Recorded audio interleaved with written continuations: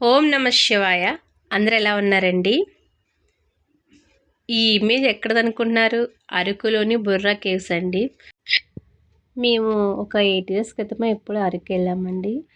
మా family members అందరూ vehicle మాట్లాడుకొని వెళ్ళాము. నిజంగా అరకులో కంపల్సరీ చూడవలసింది ఏమైనా ఉన్నాయంటే అది బుర్రా కేవ్స్ అండి. నేను ఫస్ట్ అంటే ఒక 2000 అనుకుంటా, నేను 8th క్లాస్ చదువుతాను. మా చిన్నాన్నగారిది అనకాపల్లి అండి. ఫస్ట్ బైక్ మీద వెళ్ళాము. ఆ పాడే జర్నీ అయితే నేను ఇప్పటికీ మర్చిపోలేండి. ఆ టర్నింగ్స్ చదువుతుంటే కళ్ళు తిరిగి, చిన్నాన్నగారు నాకు భయమేస్తుందంటే ఉండమ్మా నాకే భయమేస్తుందని ఎవరు మా చిన్నాన్నగారు. అప్పుడు ఇలా గృహ లోపల ఇలా లైటింగ్స్ లేవండి, గృహ అంతా చీకటిగా ఉండేది.